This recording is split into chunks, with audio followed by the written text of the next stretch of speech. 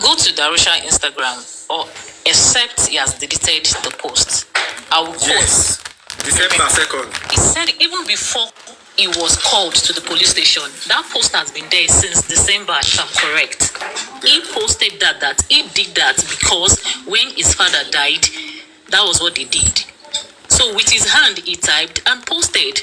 So now we should not divert it that is alpha. I wouldn't know, we are not there, we are just assuming. But I want to categorically say that he did that by himself. And he coming out to deny it now, you will know that it's a game planned. Yes. You understand?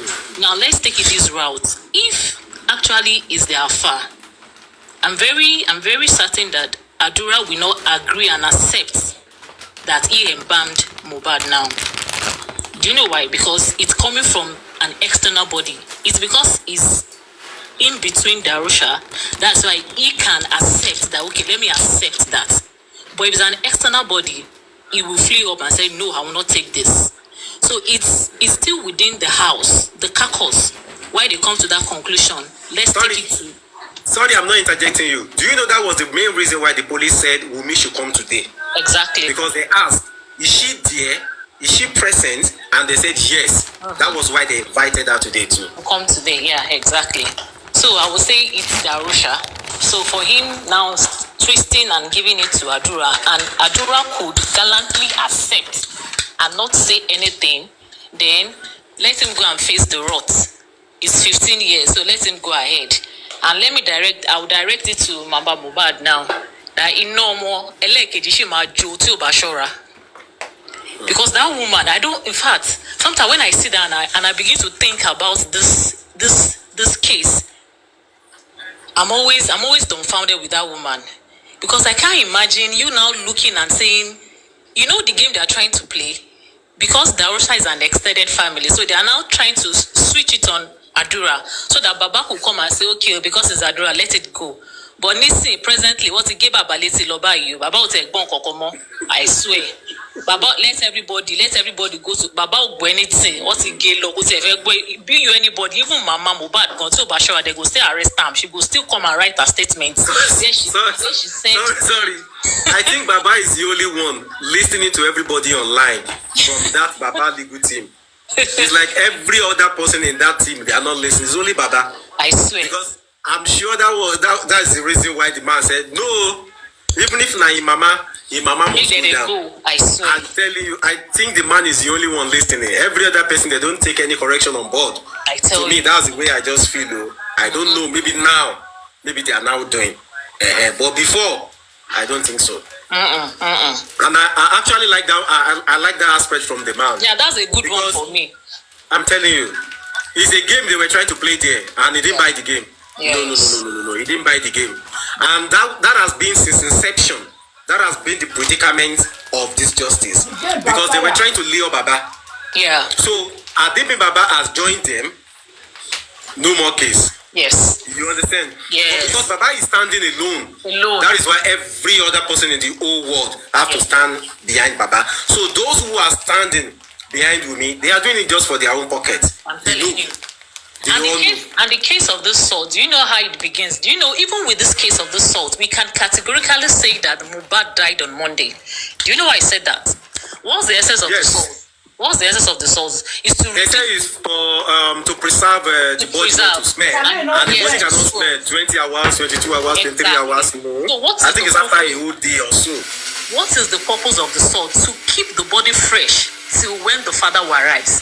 So who gave them that audacity? Who gave them that instruction? Who was the person that said, okay, come and put salt when the father has arrived? That was exactly the question Baba is asking. That's why we are asking this black widow. I don't know why she cannot speak up, because I'm very sure that she's there. She watched everything, and when they call her, come and talk, she'll come and be doing reverse psychology and be crying. Is Liam? Is this? Is that? Me, I'm still having the mind that Adura will flip. Adura will flip. You know what? Do you know it might not flip? Do you know why I said that? The issue of the what's it called now? The royalty. I'm having a feeling Wunmi has done something. Probably she must have told him, don't worry, royalty will put you as the next of kin. If you remember, before Adura left Naira Marley record. He was not married. So I'm thinking there must be somebody who will stand for him as a next of kin. And I'm having a feeling it will have been his father. But this case, you remember that when he died, we heard that there was thumb printing, and we heard that the lawyer went to the house the day he died. So I'm having a feeling that Adura must have, Wunmi must have done something, and like, okay, Adura, stay behind me. There's something for you. Probably will use it as next of kin. You get it? So, because I can't imagine somebody will now say, okay, I'm the one that embalmed somebody, and you know that it's 15 years in prison, and you kept quiet, you mute for nothing. You don't understand. This thing is a game. It's a game. So something must have happened. Okay, don't worry. You play the game. Just whatever we say, just go ahead. And that's what Mama Mohbad is still doing up to now. You remember the first inquest when they asked Adura to speak? Yeah. He wasn't Mama saying Mohbad anything. went out. Exactly. Yeah, Mama Mohbad went out to talk to Adura. Exactly. That's the point I'm trying to make. That was what she must have done. That woman, I used to say, she has a space in Yaba Tech. She has a space in Yaba left. Psychiatric home, only best space in bed. That woman, boy, it's in money. But to get with that, we all know. She get best space for Yaba left. That woman. Oh, God. Miss Ayuke, they are just trying to mind games. They are trying to play mind games. Seriously. Yes, that's true. Now that best space, that made me the laugh. Seriously, you get best space for day. You know, say Femi Kuti, is it Femi? That him younger brother, he don't repair one corner for Wunmi now. For jail, he don't help her repair one corner where she go stay. He don't put toilet, he don't help her renovate her. Yeah, that's true. See, let me talk about the nurse again. Let me talk about the nurse. We always say that nurse. Me, I have a feeling for me, for the way me I reason, I feel Mohbad had already died before she got to the house. Do you know exactly? Why? You know why? As at when our philanthropist who said he bailed the nurse said before the second corona inquest, the philanthropist has been coming out to say, don't worry, nurse is our jackpot. He was trying to give us some clip. I wouldn't know if it was a lie or it was just his cooked games. Like when they called the nurse, she was still in Kutono, that the nurse now requested for a video that let me see the patient. So they did a video, they did a short, like 8 seconds video for her. And for me, when I watched that video, I want to believe that guy was already dead. You know, when somebody, I don't know, let me just say, when somebody is sleeping and you're trying to flip somebody's hand. Sorry, sister, which video is that? How it swings? The Mohbad hand, they were flipping like this. They were yeah, I know. I saw it. Yeah. It was somebody on white on the black couch that is shaking the hand. It's clear. So for me, he was already dead. They just did that to show that this is the person. Sure you get. Okay, now according that hand is not a recent. Excuse me, auntie. Sorry, that hand is not a recent hand, though. That hand wasn't a recent hand. If you watch it very well, watch it closely. Mohbad has already gotten that injury before then. Just use that. That's what I'm saying. Probably they just use that. She's saying the same thing. We are still saying the same thing, just to show the nurse, okay, this is the patient, but he was already dead. So according to the philanthropist, I'm trying to quote him now. According to the philanthropist, he said when the nurse got to the house, that immediately she stepped in, the house said, they were now pouring water on him. That's how he used to faint, but she man faints near. So initially, like, Mohbad fainted. That means, okay, he had fainted, but he was already dead. But they just used that as, okay, she now said, okay, she went back, she went to pharmacy, she went to get this, she went to get that, and she came back. She now said she gave tetanus injection and paracetamol. Now, wait, let her assume this way. You now gave that, he now died. Now, let me go back to what the police said. According to their report, police now said the nurse is the primary suspect, right? Now, according to their report, they now told us that Mohbad bled profusely. That's another question mark. Yeah. Now, let's now go back to the house. The narrative of he was stabbed. Where is that blood? What is the purpose of that blood? Where is that blood coming from? Mama Mohbad's sister confirmed there was blood. Baba Mohbad confirmed blood. Adura confirmed blood. So what happened in that house? Was it that the reports of the police, were they referring to what happened at Ikorodu? Whereas nothing happened because that guy died in the house. So you see that even police there, they've compromised us. And they've been conspiracy theory. Always compromising. You understand? Because I want to believe when they invited the Arusha to the police station, they were supposed to detain that guy first, irrespective if the offense he committed is bailable or not. Because we've been shouting these things for over how many months that this guy needs to be detained. And this guy went there, they now said because the offense is bailable. Now, let me now revert back to the guys, the hosts, that they have been detained for over how many weeks. These people are stepping on their fundamental human rights. And up till now, nothing has been done. No bail, no court, nothing. You just left them there. And we are saying, and you people are saying we should just keep quiet and be looking. For how long? For how long will those guys be there? They just stepped on their fundamental human right, and Darusha did the same thing, got himself bail. So let this. You see, sometimes when I talk, I just get emotional. Let me just stop here, beg, please. Abosede, please, you can have the floor. Good morning, everyone. Good morning.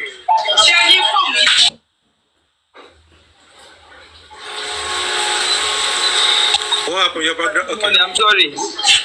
Yeah, like what the auntie said, though. That I mean, to me, my own personal opinion. If I'm to talk about the nurse, I would say the nurse did not treat Mohbad. Our mystery nurse.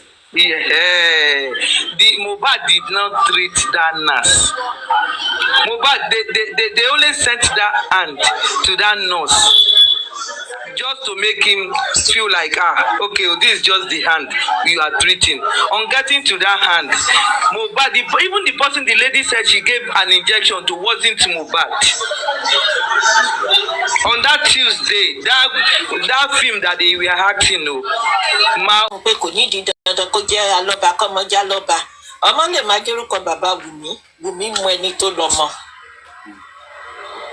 So my own advice in the year, I might be right, I might be wrong. Baba Alaga, thank you so much. I submit right here. Thanks so much. Yeah. Mr. Wale.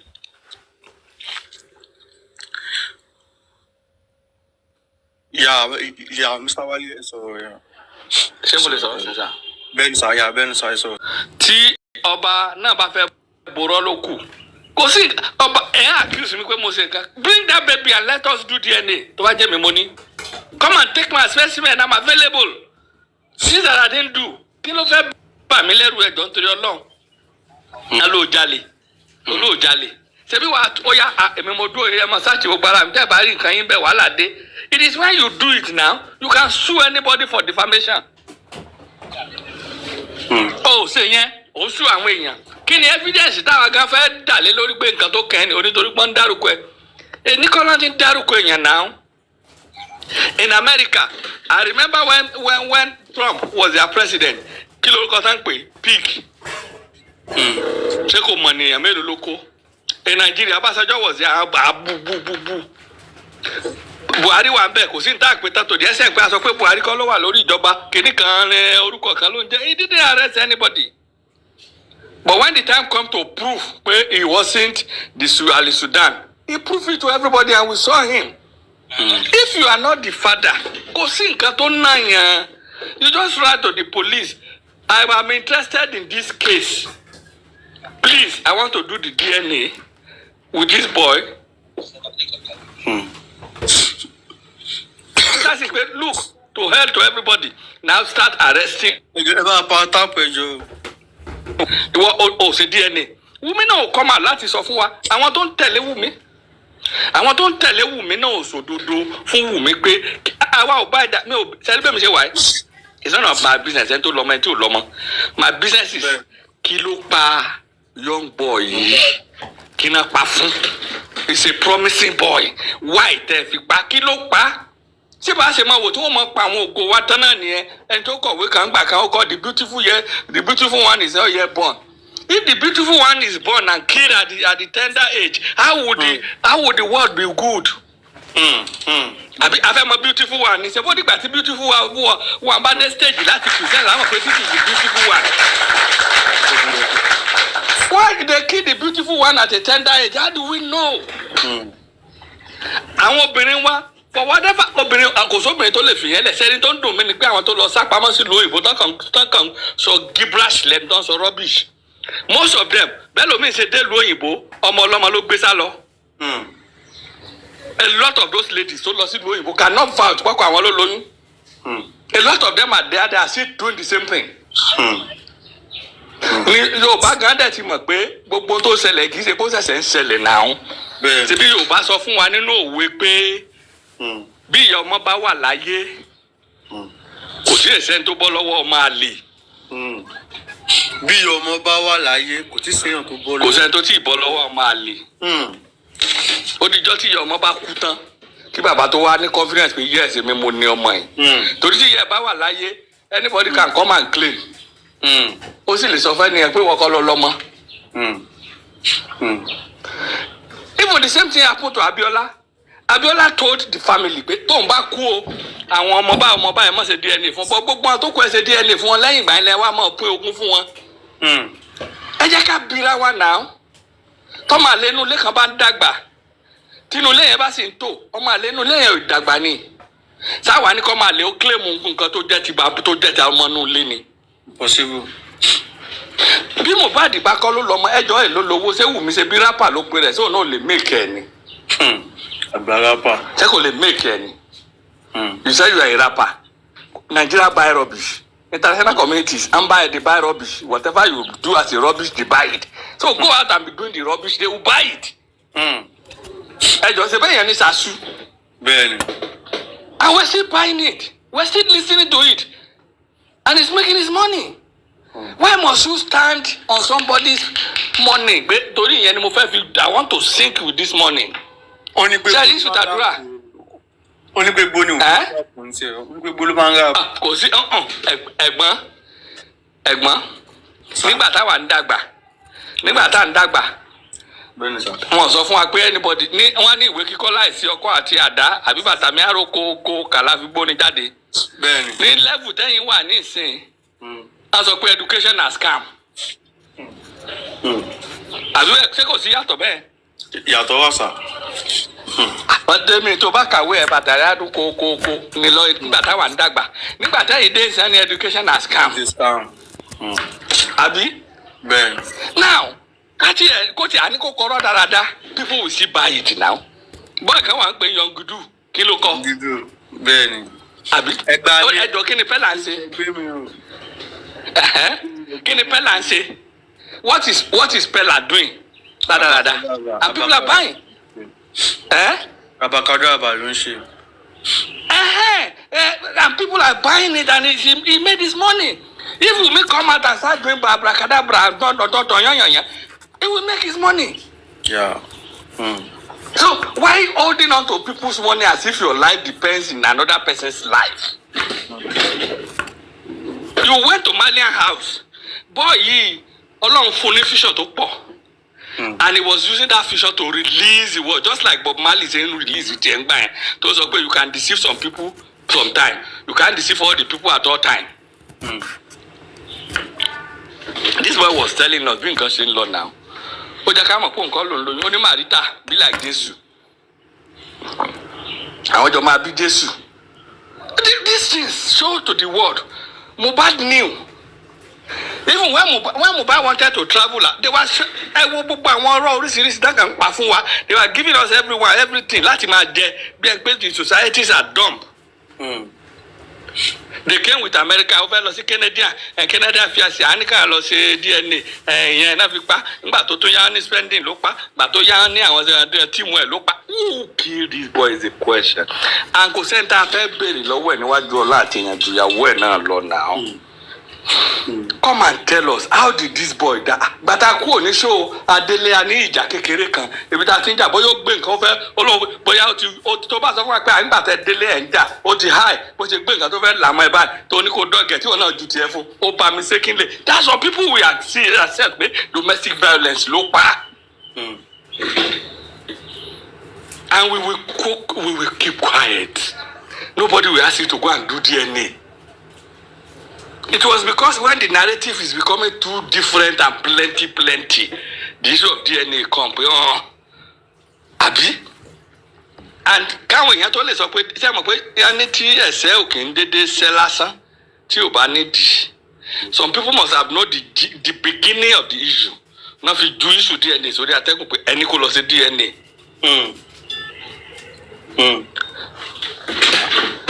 I want to tell you, mi ò mọ àwọn tó ti dàgbà tó wà nù platform nígbà tí tán ja civil war lọ́wọ́. Gowon was busy doing secret wedding somewhere. Now ó fẹ́ Victoria ń gbà yẹn. Awólọ́wọ̀ wá sọ fún wọn wá tribune wá gbé wọn lọ gbé Awólọ́wọ̀ wá ní ibi tí atẹ́gùn ò bá ti wọ̀. Ní àṣírí kankan ò ní tú. Pé tí nǹkan bá ń lọ tí atẹ́gùn ò bá wọ̀ bẹ̀ àṣírí lè má tú. Once atẹ́gùn bá ti wọ̀ bẹ̀ àṣírí máa tú. So whatever you are doing in the evening, kò sí bóyá ṣe ní tú náà. Ọlọ́run ò ṣe tàn jẹ bàbá ẹlòmíì tó jẹ́ pé ó kàn déédéé máa kú sínú ilé àwọn èèyàn dẹ̀ mọ̀ bó ṣe nǹkan tó pa. You can't deceive God, you cannot deceive human being. Oh, lè deceive gbogbo wa. Come out and tell us. Bí o bá ṣe ń bínú yìí tó bá sọ sórí pé by mistake ní nǹkan kan honestly everybody will forgive her. Yeah. Only brag guy will tell the police, please have a second thought to run one away. Why are you giving us now no wrong narrative? Why are you stressing the whole world? Why are you making the international community to believe that Nigerians are wicked? Ara nǹkan tó ń paint Nigeria bad lélẹ́yìí now. And I see some animal, some idiot. That's sọ pé nǹkan tó ṣe right. I was at a forum, one forum, go MFM. They were asking me questions and I asked them, please, did any one of you tell you, ask Wunmi pe kilo, so one be kilo pa? They were giving me the narration of the nurse. Ṣe bí ó sọ ní nurse gun lábẹ́ ló fi kú mo á bẹ̀ question kan lọ mo ní nurse gun lábẹ́ ló fi kú kí ló dé tí ò tẹnu mọ́ yẹn. Kí ló dé tó dé tó tún dé kóòtù tó ní prime boy ló pa. Why are you bringing different narrative into a simple issue? Is DNA death sentence? My brother, DNA tí ó tó ṣẹ́jú mẹ́ẹ̀ẹ́dógún ni ló wà the death sentence. Even if you don't know the father of the child, àmọ́ yìí tó pọ̀ rẹpẹtẹ. Ṣé mo pé nínú kéèsì tá à ń ṣe lọ́wọ́ yìí? Ṣé ń gbọ́? Ó ní mo ti wá realize pé oyún téèyàn bá ṣẹ́ṣẹ́ṣẹ́ṣẹ́ tí ò ríṣẹ́ náà ń pè ní bólúwa ti fẹ́. Unwanted child téèyàn ṣáà rí pé òun ò fẹ́ ó ṣàdínàtọ̀ ó ti di bólúwa ti fẹ́. This is the child, that is the name of that child. Àǹtí ò bá múra, I bet you ọmọ yẹn ló máa pa òun gangan fún rẹ̀. Ọmọ tó gbé dání ló máa pa kì í ṣe pèlè mi ń ṣe fún because mo bímọ but gbogbo wa la mọ̀ pé ìsáǹsà mọ́ òkú rẹ̀ ò ní gbàlùbọ́sà kò ẹ̀fọ́ o. Bíbélì náà dẹ̀ support pé kò sí nǹkan téèyàn ṣe ní kọ̀kọ̀ tí ò ní tú síta ó lè pẹ́ o we might not be there but nígbà yẹn ò ní rá láàánú. Kí ni tó fà kí ni ìṣòro wa ń bẹ kí ni ìṣòro tiẹ̀ kí ló dé tí bàbá rẹ̀ ò jáde pé ẹ dákun èmi ni bàbá ọmọdé yìí ẹ jẹ́ ká fojú sùnùkùn wò kí ni ìyá ò jáde pé ẹ̀yin ayé ẹ dákun ẹ ṣàánú mi lórí ọmọdé ẹ jẹ́ ká fojú sùnùkùn wò kí ló dé táwọn adviser ò sọ fún pé Wunmi don't come to the internet keep quiet until we get this thing resolved. Ẹjọ́ ṣé tí bàbá rẹ̀ gangan bá kú bàbá tó bí nínú tó kú tó sì wà mọ́túárì ṣé yóò ṣe bẹ́ẹ̀ dé? Ṣé o yóò ṣe bẹ́ẹ̀ dé? Kò possible. Àbí? Ìyá tiẹ̀ tó bí nínú kò ṣe bẹ́ẹ̀ dé tó jẹ́ ìyá ọkọ rẹ̀ tó kú ní ṣe bẹ́ẹ̀ dé ṣé bí ìyá rẹ̀ náà ti ṣe ó ti lọ bí oṣù ọdún kan sí wọn ò ṣe bẹ́ẹ̀ dé ìyá rẹ̀ tó jẹ́ tọkọ ẹ̀ náà ṣe ìyá ọkọ. But because ìyá yẹn èmi ò búyà o mi ò dẹ̀ ní bá wọn búyà Mohbad. The woman is coming from a poverty level. kò sí nǹkan kan ṣe gbọ́ Yorùbá mi. bẹ́ẹ̀ni sọ àwọn gbọ́. a sì ti nù lóògùn jẹ honestly a ti fún lóògùn wọn tún wá ní kó ṣe búra fáwọn. On that situation ìyá yẹn kan sọ̀rọ̀ ní ẹ rí i pé tẹ́ bá wojú ìyá yẹn bí ẹni pé ó ti ṣe èrè rí àbí nǹkan kan ti ṣe you look at her face ẹ wò ó dàgbò ní àwọn hidden symptoms kan torí kóbìnrin ó máa bọ́ta kó ní mo ró sọ mo lọ gbóúnjẹ fẹ́ nìkan ṣé àwọn pé tí Mohbad nìkan kọ́ ló ń sọ ó ti tún ba ayé àwọn ọmọ ẹ̀ tó wà láyé jẹ́ because how do people look at those children too? àwọn ọmọ ẹ̀ tó kù tó wà láyé blessing ni àdúrà ni àti méjì tó bẹ́ sọ ẹlòmíì àwọn náà dàgbà àwọn èèyàn máa fojú ọgbẹ ṣé yàrá dáadáa náà ló bí àwọn ẹni àbí she has forgotten ni. ó ti gbàgbé ní sọ. People garnish what they say. Àwọn èèyàn kan máa tì láti bà ayé ẹ̀jẹ̀ ni.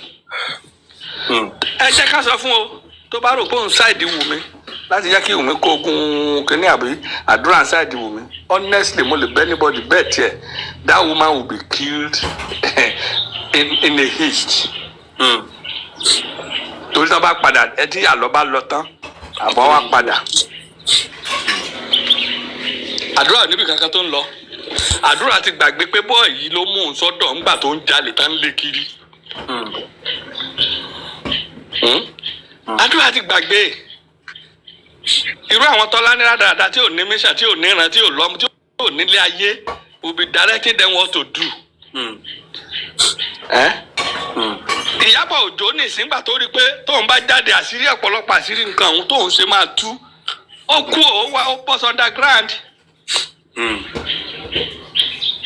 Àwọn tó díkẹ́ ti rí pé àwọn ò ní láìfù gidi pé ayé ààbò àwọn àṣírí tó pọ̀ dẹ̀ tún nípa tiwọn náà they ran away and stay underground.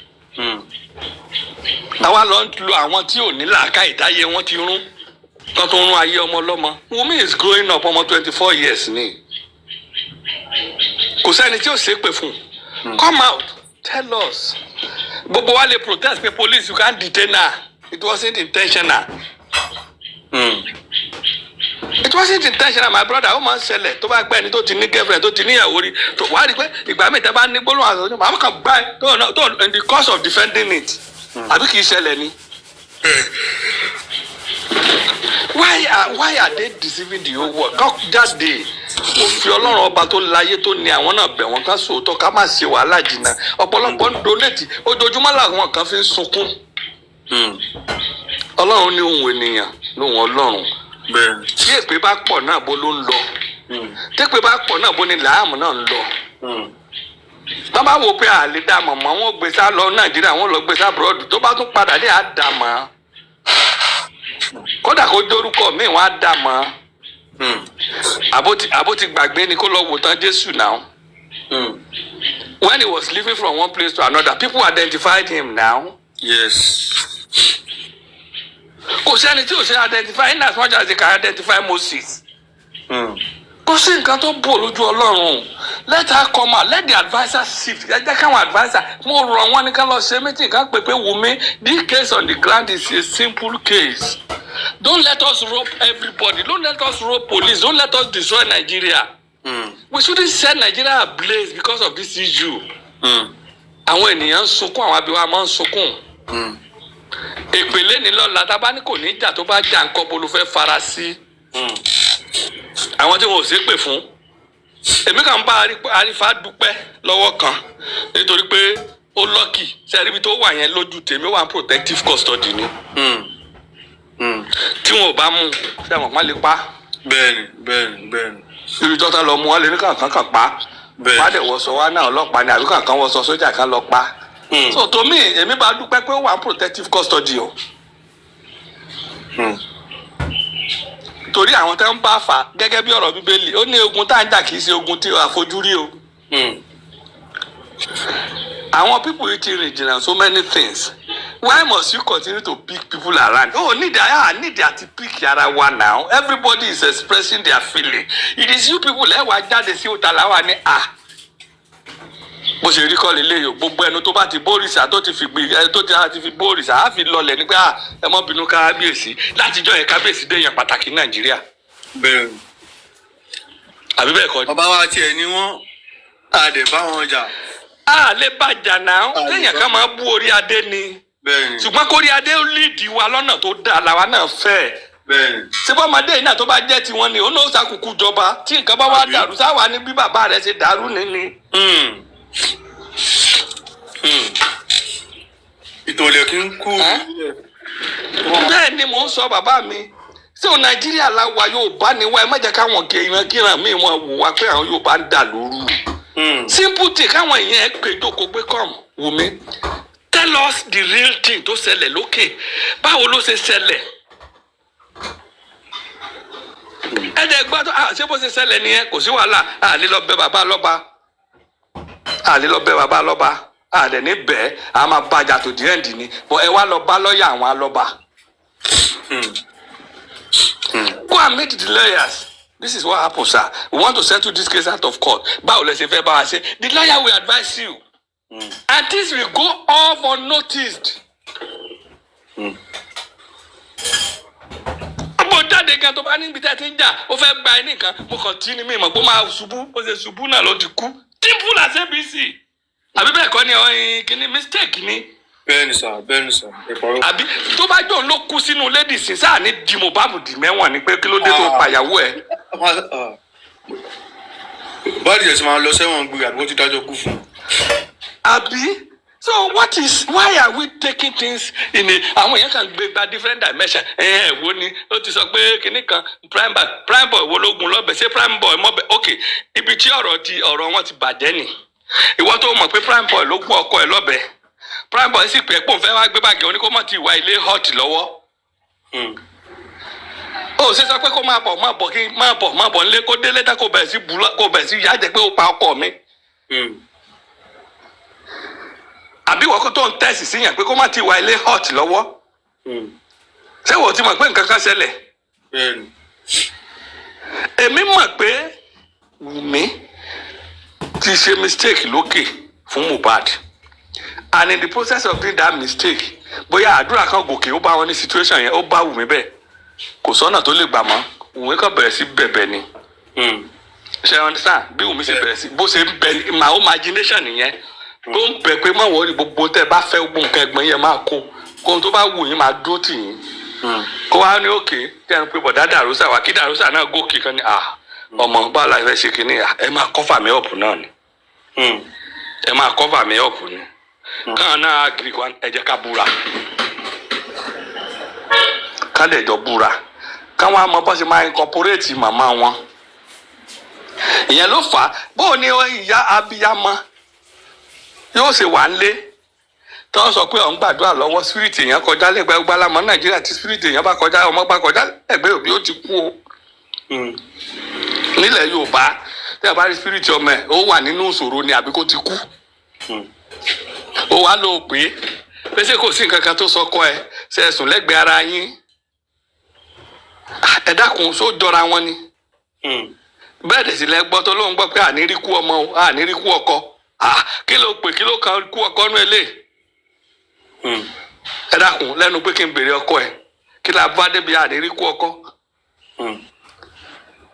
So this is akọ̀dá gbogbo ẹ̀rù ṣe rí ìyá Mohbad tiẹ̀ torí bó ìyá ń jẹ́ ṣe mọ̀ pé tíyà ò bá jẹ́ kò ní jáde pé ṣọ́ọ̀bù tó gbà fún mi ní mo ti ní ká bá ń fi rẹ́ǹtì ká bá ń kówó ẹ̀ ó sì la máa lọ gba 5 million lọ́tún lánàá ẹ̀ dákun torí Ọlọ́run kí ṣe àbí àmọ́ tí ń sunkún lọ́wọ́ ń sọ pé mo ti ní ká fi ṣẹ́ẹ̀bù rẹ́ǹtì ká bá ń kówó ẹ̀. Tówó yẹn ni o fẹ́ kó fún Wunmi ni àbò fẹ́ kó fún Liam. A lot of things are happening but ìyá yẹn ò lọ́pọlọ. Ìyá yẹn ò lọ́pọlọ. Láti da orí ẹ̀rú pẹ̀lú oògùn. Ok nígbà tí wọ́n sọ pé Wunmi kọ́ ló pa Mohbad Wunmi ò mọ nǹkan kan kí ni ọmọ bàbá kú bàbá wọlé dé ẹ sọ fún bàbá ẹni kó lọ róòkù kí lẹ bá débẹ̀ àdáàtẹ̀jì kí ló dé tó fi ní kó lọ rò. No bàbá mi kí ló dé tó fi ní kó lọ rò. Ṣèbí tẹ̀yìn bá wọlé tó ní owó mi sọnù the first thing tẹ̀yìn sọ ni pé bọ́lá wa kó sí tó fi sọnù. Bẹ́ẹ̀ni. Àbí ó ní sọ pé ó yẹ lọ yẹ̀ wò owó mo sanwó nù ńgbà mo sanwó nù ṣé ẹ lọ yẹ̀ wò ní first language tẹ̀yìn ó sọ ni. ọmọ èèyàn kú ó wọlé ó ní ẹ máa gbé lọ sí Èkìtì ẹ lọ́rọ́ sóun gángan ti tẹ̀lé wọn lè Èkìtì rí ni. àbí kí ló dé tó ń júwe fún wọn pé ẹgbẹ́ lè Èkìtì lọ́rọ́. ìbọn ní pé nǹkan tá fẹ́ ṣe náà nìyẹn. ìbọn ní pé nọ́ọ̀sì ló. nọ́ọ̀sì ibo sórí iṣu nọ́ọ̀sì sórí nọ́ọ̀sì kan fẹ́ forí gba ọta yẹn ni. nọ́ọ̀sì ìtàn pé nọ́ọ̀sì fún òun náà mọ accomplice ní gbogbo wọn yẹ kóun náà lẹ́wọ̀n kì í ṣàpẹrẹ tó fún irọ́ ló pa. nọ́ọ̀sì lọ with intention láti bá wọn Embalm ẹ̀ ní. toro jẹ́ kí n sọ nǹkan kan àbúrò. ṣé tó bá rẹ̀ nísìn àárẹ̀ tó rẹ̀ Ọlọ́run má jẹ́ ká rí o kó rẹ̀ nìkan lẹ́gbẹ̀ẹ́ káwá rí pé àárẹ̀ yìí ó dà pé àgọ́ understand bó ṣe ń ṣe mọ́ òun. nọ́ọ̀sì wa sọ fún ẹ pé òun wà ní Kútọ́nù kí ló dé tá dúró dé ṣé kò sí nọ́ọ̀sì mi Nàìjíríà mọ́. nọ́ọ̀sì apá Nàìjíríà. bẹ́ẹ̀ ni sà ìyá mi nọ́ọ̀sì apá Nàìjíríà. How can you wait?